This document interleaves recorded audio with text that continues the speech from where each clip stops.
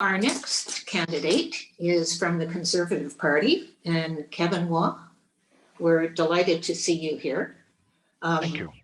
We are both alumni of CTV, only you had the great job, sports journalist. How much fun was that for you? Very fun. Until, funny you said that, until TSN started, because each station along the CTV network then lost a staff member to get TSN up and running. So, you know, the local sports suffered badly in this country. I mean, TSN has been very good for Bell Media, but on the same token, you know, the broadcasting industry locally has really suffered with the national voice. And I'll give you an example. When I left CTV Saskatoon, when I was elected in 2015, they've dropped their sports. We used to have a 6-minute newscast, sports at 6, and then at 11 o'clock, you know, I would have up to 9 or 11 minutes. Well, they don't have that anymore. So that tells you where the state of broadcasting is in this country. It's all centralized in Toronto. The decisions are made at head offices. And who's suffering? Well, it is coast to coast. We saw it in the pandemic when CBC cut the only newscast of Prince Edward Island during the pandemic last year. And then we're forced to bring it back because people cherish local news. That's all we have. I mean, as you know, Trina, you've been in broadcasting a long time. It's deteriorated to the point now that a lot of Canadians don't get their news anymore from the traditional media outlets. And we've suffered for that in this country, in my opinion. So just let's start with one of the themes, and maybe you can talk about what you've just been talking about, the local news. And that is, how can we strengthen our product, our content, our creation, how we can get to be at a higher level now, at a higher level soon than we are now. What does your party say about that? Well, let me start to say there is a tremendous appetite for local news in every region in this country. Tremendous appetite. And at times, Facebook has filled the void because local newscasts have been reduced. The industry that I feel the most for right now is radio. Many stations have gone dark in this country. Others only are, you know, they come on at 6 in the morning and then leave at 6 p.m. and the rest is satellite radio. So when you're driving or doing something at night, it's always quarter to the hour. Well, which hour is it? Well, we don't know because somebody has taped this, and you know, the stations across the country and radio are picking up on this. And we're not developing any talent anymore in radio. You know, the schools that used to produce fantastic talent, why would you get into this business? The jobs are disappearing every day, coast to coast. Stations are going dark.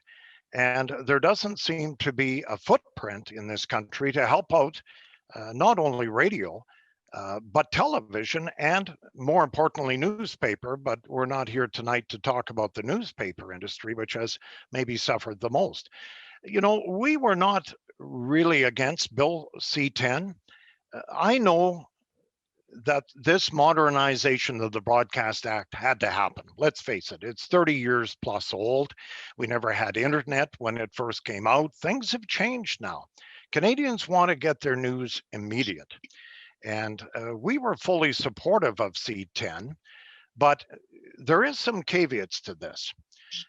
Many in my business of broadcasting have reservations about the CRTC, which is the regulator of many of the broadcasting stations in this country. In fact, all of them. This bill, C-10, gave way too much power to the CRTC. I have talked about newscasts coming out of Winnipeg that service the Saskatoon market, where the anchor is actually from Winnipeg, and we're seeing local news. That has never been disputed by the CRTC. After the stations got their license, they kind of walked away, came back 5 to 7 years later, rubber stamped it, and moved on. So when you're watching television now, you wonder where the anchors are from. Trina, some of our newscasts in Saskatchewan are from Toronto. The weather is from Toronto. The newscaster is from Winnipeg. That's not my Main Street, Saskatchewan. I know better than that because I've been in the business. You can't fool me. You can't fool the public. And when we see the deterioration of the announcers who used to be the spokesman for the local radio TV stations diminish coast to coast, there is a serious problem that we have with broadcasting.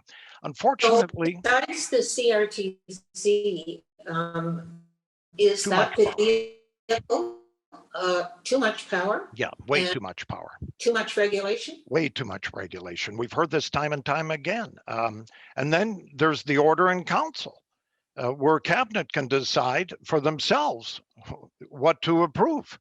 Well, that should never be, even if we were government. And, you know, we have a heritage minister who makes the decision, order in council. That's not the way this should run.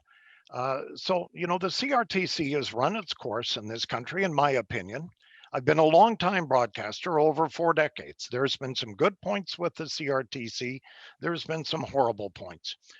The mergers of stations, where we see now Shaw and Rogers, and there's silence in this country about the merger that could take place next year.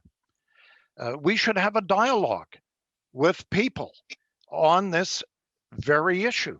There are job losses. I don't care what happens. If Rogers goes to Shaw or Shaw goes to Rogers, whatever the deal is, it's millions and billions of dollars at the end of the day, but yet Canadians are going to be shortchanged in that inevitably to pay for the merger, it will be less production, less broadcasting.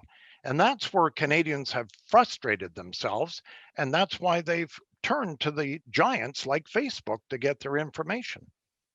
So can you be a little more specific about what would replace the CRTC and what regulations you would like to see dropped?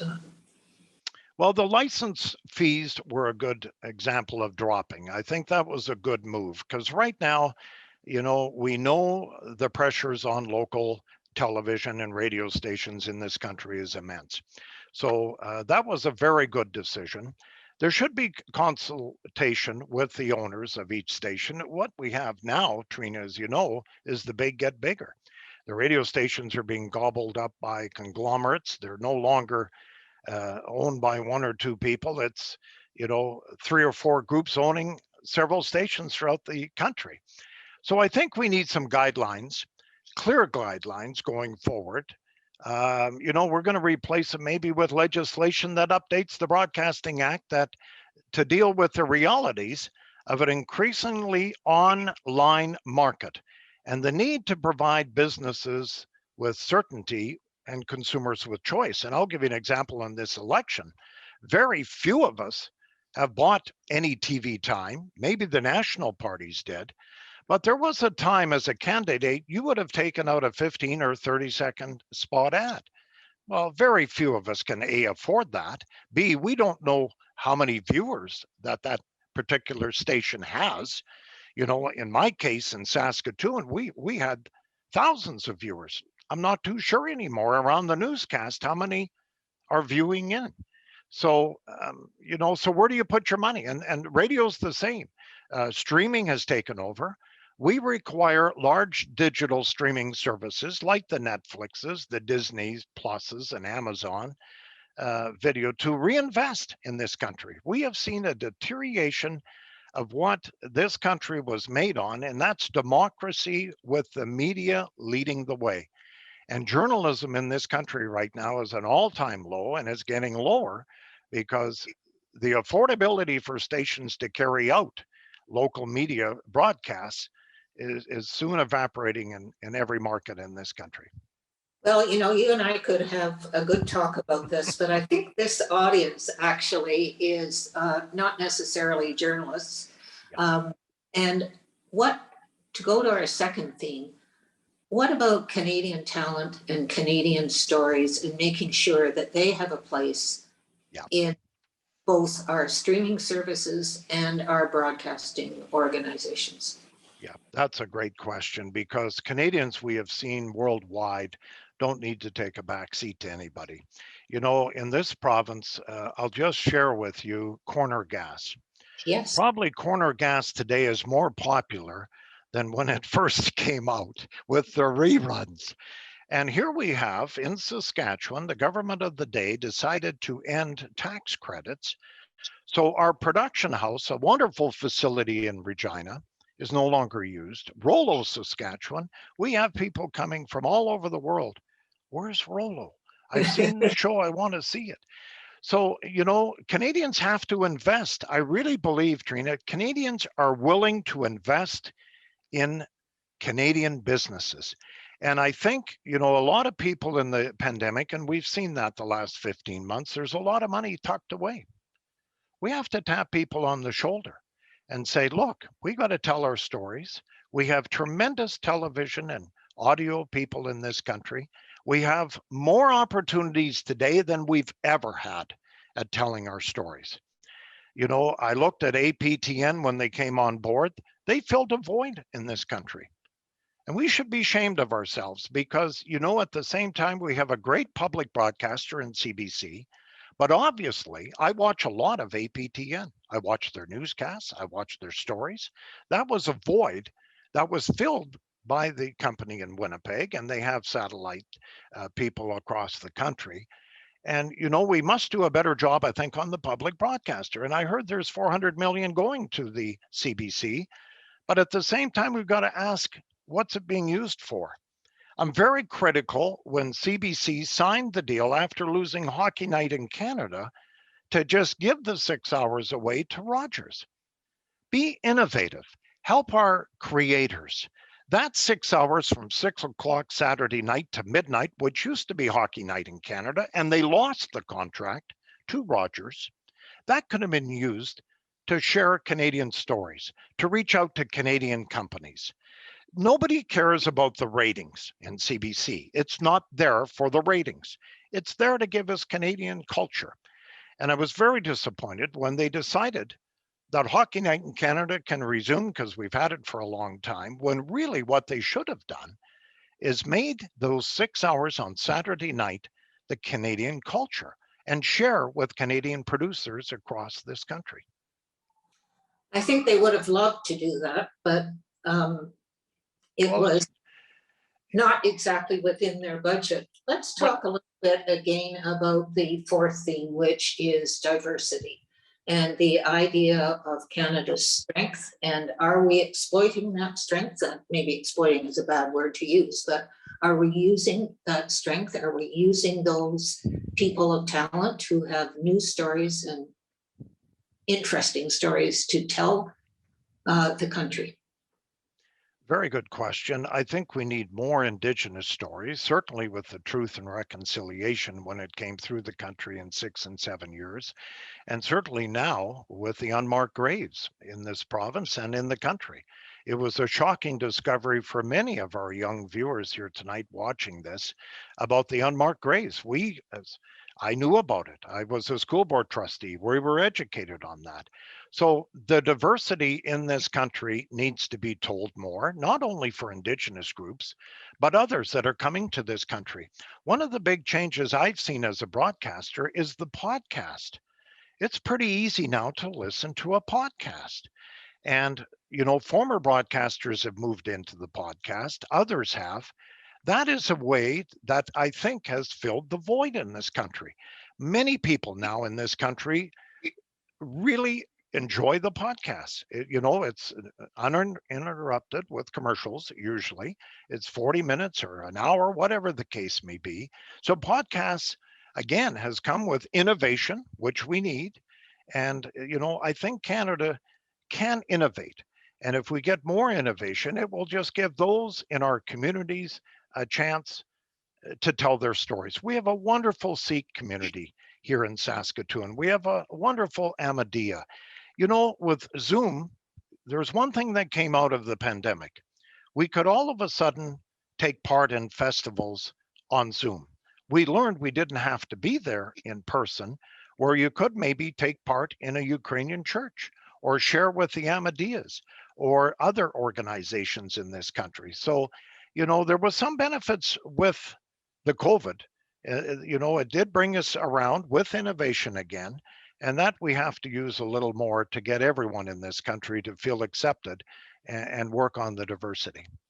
And now, by the way, I can tell from the way you talk that you are a great broadcaster. Thank you for that. Patrick, you want to talk to our colleague or our participant about the issues of climate change and Oui, effectivement. Alors, j'ai une question pour vous. La question... Yes, indeed. I would have a question for you regarding the environment. At what point it is important for your party, and how could we conciliate this with tax credit for production, greener production? How do you consider that we may have green production, carbon neutrality, and a greater respect for our environment? Well, I think when we started today, there was a reference to we could do better from the Directors Guild of Canada and of course ACTRA, knowing that there has been issues in the past, not so much environment friendly. And that's the first step. We've acknowledged that. I heard that tonight before you talked to the minister that we could do better with ACTRA, which I once was a member, by the way. And so that's the start. You know, that we realize things have changed. We want a greener economy. The national climate strategy is based on measurable targets. We got to hit our targets, first of all, and we have to work with the provincial government. Some governments are on, some governments provincially are not on base with the federal government. We have to address those issues firsthand. But you're right. When Netflix comes to Vancouver and does a shoot, and then 5, 8, 10 months later, they show how beautiful Canada is, we want to make sure the world sees how beautiful we are.